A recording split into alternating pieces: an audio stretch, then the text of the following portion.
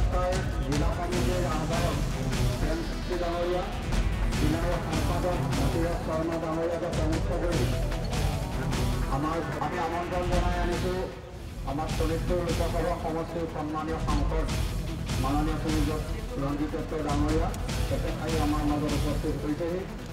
আমার মহিলা মোর্চা, কিষাণ মোর্চা, যুৱ মোৰ্চা বিভিন্ন মোৰ্চাৰ দায়িত্বত থকা আমাৰ দলৰ কাৰ্যকৰ্তাসকল, ভাৰতীয় জনতা পাৰ্টীৰ কাৰ্যকৰ্তাসকল,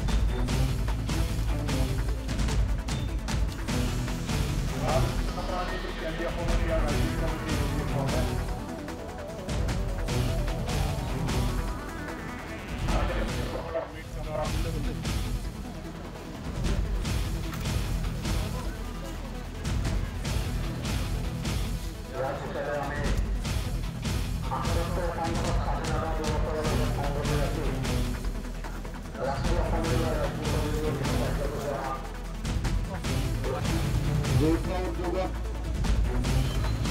অনুষ্ঠিত হোৱা বাইক ৰেলী ইতিমধ্যে আমাৰ বৰগাঁও ৰংগমঞ্চত আহি উপস্থিত হৈছেহি। আমি ৰেলী এটা অনুষ্ঠিত হৈছে আৰু এই বাইক ৰেলীয়ে ৰাইজৰ মাজত এটা সজাগতা বৃদ্ধিৰ কাৰণে এই বাইক ৰেলী কৰা হৈছে। আৰু 15 আগষ্টৰ দিনটো যে প্ৰত্যেকৰ ঘৰতে যাতে আমি তিৰংগা পতাকা যাতে উত্তোলন হয়, এই সজাগতা বৃদ্ধিৰ কাৰণে আমাৰ যুৱকসকলে বাইক ৰেলী কৰিছে। আৰু তাৰ লগত সংগতি ৰাখি আমাৰ যিটো বিহালী উন্নয়ন খণ্ডৰ কাৰ্যালয় চৌধত থকা যিটো আমাৰ ত্ৰিমূৰ্তি যিটো উদ্যান, আমি বিহালী সমষ্টিৰ বিহালীৰ এই 3গৰাকী ব্যক্তি, প্ৰয়াত ছবিলাল উপাধ্যায়দেৱ, প্ৰয়াত বগীৰাম শইকীয়াদেৱ আৰু প্ৰয়াত মোলান শৰ্মাদেৱে,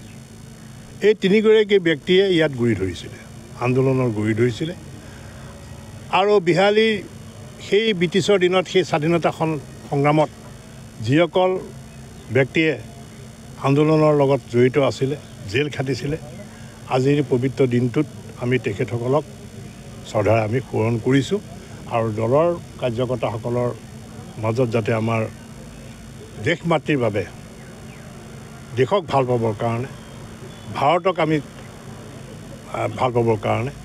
আৰু ভাৰতবৰ্ষক যাতে বিশ্বগুৰু আসনত ৰখাৰ যিটো আমাৰ প্ৰধানমন্ত্ৰী নৰেন্দ্ৰ মোদী ডাঙৰীয়াৰ যিটো তেখেতৰ প্ৰচেষ্টা,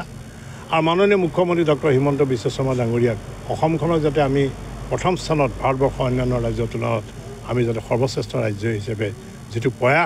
কৰাৰ প্ৰয়াস কৰিছে, তেখেতসকলক সহযোগ কৰিবৰ কাৰণে এনেকুৱা ধৰণৰ আমি কাৰ্যসূচী হাতত লৈছোঁ।